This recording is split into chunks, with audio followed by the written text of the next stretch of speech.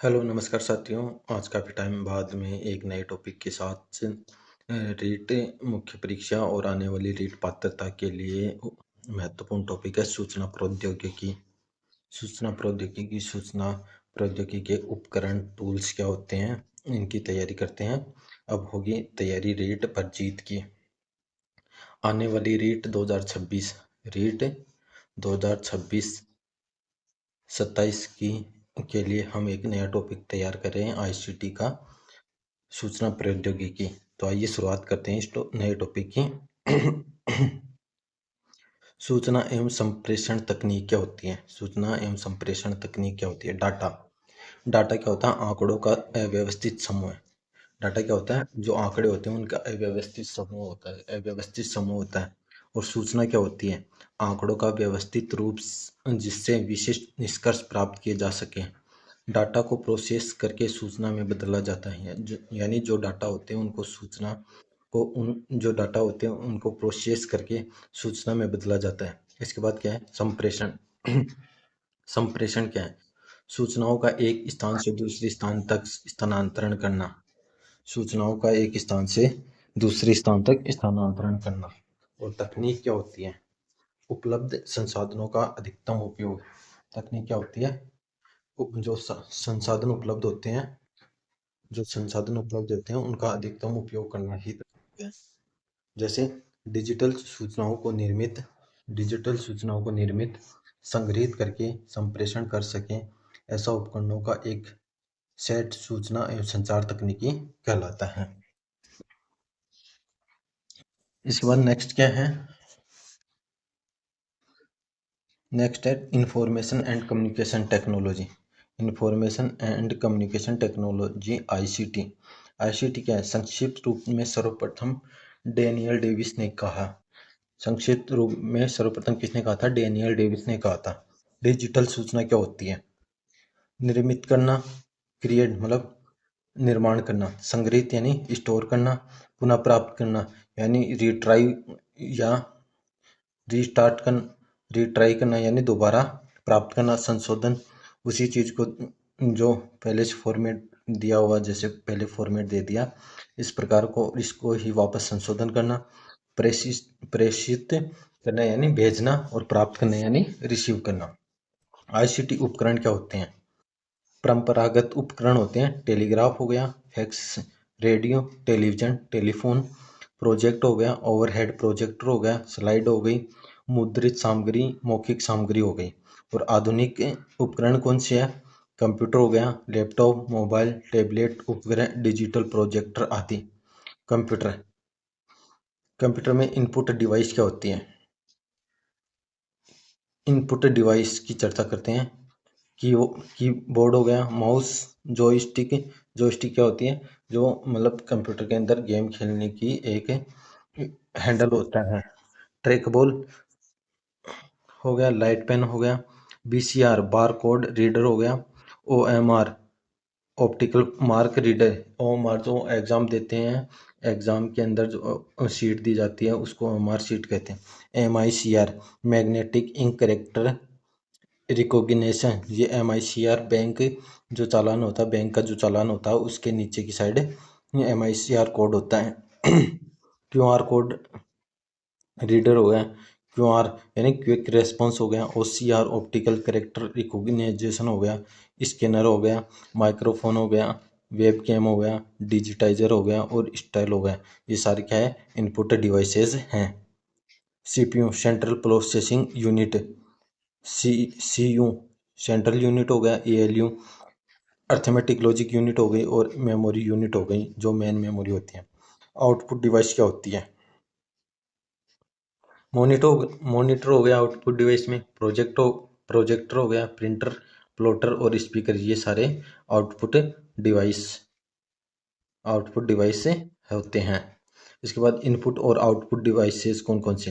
जो touch screen होती है वो आउटपुट प्लस इनपुट दोनों होती हैं। फैक्स भी आउटपुट इनपुट होती है और मॉडेम भी आउटपुट इनपुट होते हैं। इसके बाद नेक्स्ट चर्चा करते हैं मेमोरी की। मेमोरी कितनी प्रकार की? 2 टाइप की होती है, प्राइमरी मेमोरी और सेकेंडरी मेमोरी। प्राइमरी मेमोरी के अंदर रैम हो गया, रैम की फुल फॉर्म क्या होती है? Random access memory. सीपीयू को डेटा उपलब्ध कराना क्या कहलाता है? रैम कहलाता है, जो अस्थायी मेमोरी होती है। और रोम क्या होता है? रीड ओनली मेमोरी, जो स्थायी मेमोरी होती है। सेकेंडरी मेमोरी क्या होती है? Magnetic memory, magnetic tape, floppy disk, hard disk और ड्राइव, ये क्या होती है? सेकेंडरी मेमोरी होती है। ऑप्टिकल मेमोरी, ऑप्टिकल के अंदर सीडी हो गया, कॉम्पैक्ट डिस्क डीवीडी हो गया, डिजिटल वीडियो डिस्क हो गया, बीआरडी हो गया, ब्लू रे डिस्क हो गया। इसके बाद क्या है? इलेक्ट्रॉनिक मेमोरी कौन सी होती है? पेन ड्राइव हो गया, एसएसडी यानी सॉलिड स्टेट ड्राइव हो गया। नेक्स्ट बात करते हैं नेटवर्क की। नेटवर्क क्या होता है? सूचना संप्रेषण हेतु डिवाइस का जाल नेटवर्क कहलाता है जिसमें पैन पर्सनल एरिया नेटवर्क हो गया सबसे छोटा नेटवर्क है, जो ब्लूटूथ और एयर ड्रॉप के अंदर होता है। नेक्स्ट है LAN, local area network. MAN, metropolitan area network हो गया। और वैन क्या हो गया? Wide area network. सबसे बड़ा नेटवर्क इंटरनेट होता है। इंटरनेट क्या होता है? नेटवर्क का, जो नेटवर्क होते हैं उनका भी नेटवर्क क्या कहलाता है? इंटरनेट होता है। 1969 में ARPANET advanced research project agency network ने दुनिया का फर्स्ट नेटवर्क उपलब्ध करवाया था। इसके बाद क्या है? 1986 NSF net, national science foundation network. इसके बाद आया था 1989 में अर्पानेट और एनएस नेट। इन्होंने इन ये दोनों मिलकर इंटरनेशनल नेटवर्क का काम किया। इंटरनेट का जनक कौन होता? जनक कौन है? विंट सर्फ। भारत में इंटरनेट की शुरुआत 15 अगस्त 1995 को हुई थी और भारत की प्रथम internet service provider BSNL company है। इंटरनेट इंटरनेट कनेक्शन तीन प्रकार के होते हैं। फर्स्ट है dial up connection, ISP. ISP क्या होता है? इंटरनेट सर्विस प्रोवाइडर को फोन डायल करना होता है। दूसरा कौन सा? Broadband connection. इसमें तीन प्रकार के होते हैं। एक तो कौन सा? DSL connection, digital subscriber link line, telephone line का प्रयोग होता है इसमें। एक होता है केबल कनेक्शन, को एक्सियल केबल होता है। एक ओएफसी कनेक्शन होता है, ऑप्टिकल फाइबर केबल। इसके बाद है वायरलेस कनेक्शन, के अंदर वाईफाई हो गया और लाईफाई। वाईफाई की फुल फॉर्म क्या है? Wireless fidelity. और लाईफाई की लाइट फिडिलिटी। प्रोटोकॉल क्या होते हैं? प्रोटोकॉल क्या होते हैं? इंटरनेट पर संचार के लिए नियमों का समूह प्रोटोकॉल कहलाता है। इंटरनेट का मानक प्रोटोकॉल टीसीपी या स्लैश आईपी होता है। TCP transmission control protocol, IP internal protocol. HTTP की फुल फॉर्म क्या है? Hyper text transfer protocol. और FTP file transfer protocol. Website web page का समूह होता है। यूआरएल की फुल फॉर्म क्या है? Uniform resource locator. Web page का एड्रेस होता है। और W world wide web team, इसका आविष्कार टिम बर्नर्ली ने किया था। नेक्स्ट है सर्च इंजन। इंटरनेट पर यूजर द्वारा खोजे गए परिणाम उपलब्ध करवाता है, जैसे गूगल हो गया, याहू, एमएसएन हो गया, सर्च हो गया, बीडू हो गया, डक डक गो हो गया और बिंग माइक्रोसॉफ्ट हो गया। ईमेल क्या है? इलेक्ट्रॉनिक मेल, जनक Ray Tomlinson. First mail some like QWERTYUI है। फ्रॉम ऑटोफिल टू सीसी की फुल फॉर्म है कार्बन कॉपी, जिसको भेजना होता है उन सबको दिखाई देता है। और बीसीसी क्या होता है? ब्लाइंड कार्बन कॉपी, जिसको भेजा है केवल उसी को दिखाई देता है। इसके बाद सब्जेक्ट हो गया, मैसेज हो गया और अटैचमेंट है। मल्टीमीडिया फाइल सेंड करने के लिए मैक्सिमम अटैचमेंट फाइल का प्रयोग करते हैं। इसमें मैक्सिमम जो फाइल की साइज होती है वो 25 MB की होती है। इसके बाद ट्रेस ईमेल का रिसाइकिल बिन होता है। जंक मेल क्या होती है? यूजर के लिए अनुपयोगी मेल होती है। स्पैम अवांछनीय मेल होती है। और ड्राफ्ट जो अनयूज्ड मेल होती है वो ड्राफ्ट होती है। ईमेल एड्रेस जैसे मनोज रचिया 2@gmail.com है, तो मनोज रचिया 2 ये क्या है? यूजर नेम है ये।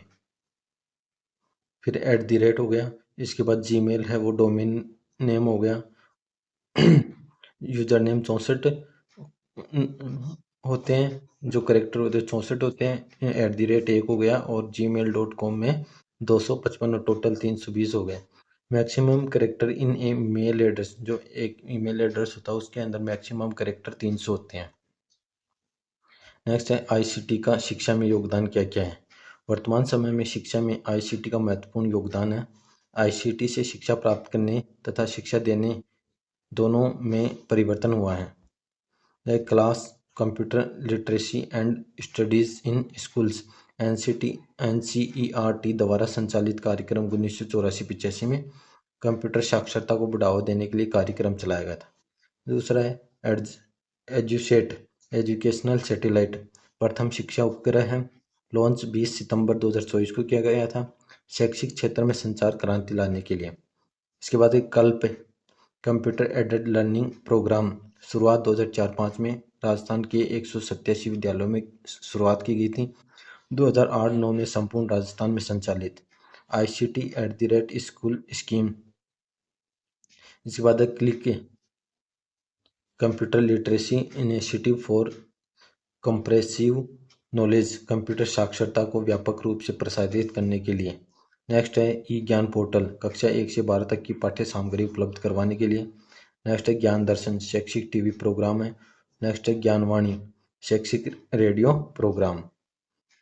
इसके बाद है दीक्षा, दीक्षा की फुल फॉर्म है digital infrastructure for knowledge sharing. कार्यक्रम का क्या नाम है? शिक्षक प्रशिक्षण कार्यक्रम। निष्ठा, national initiative for school head and teachers holistic advancement. Next है स्माइल, स्माइल फुल फॉर्म है social media interface for learning in engagement. Corona काल में छात्रों को अध्ययन से जोड़े रखने के लिए स्कूल मीडिया व्हाट्सएप पर चलाया गया सोशल मीडिया व्हाट्सएप पे चलाया गया कार्यक्रम है, जिसमें ऑनलाइन माध्यमों द्वारा पाठ्य सामग्री छात्रों को एक मोबाइल द्वारा भेजी जाती थी। शिक्षावाणी, कोरोना के दौरान बालकों को अध्ययन से जोड़े रखने के लिए रेडियो पर प्रसारित कार्यक्रम है। शिक्षा दर्शन, कोरोना के दौरान टेलीविजन द्वारा कक्षाएं प्रसारित करने के लिए चलाया गया प्रोग्राम। नेक्स्ट है हवामेल, RSCERT उदयपुर द्वारा संचालित कार्यक्रम, शुरुआत 2 मई 2020 को।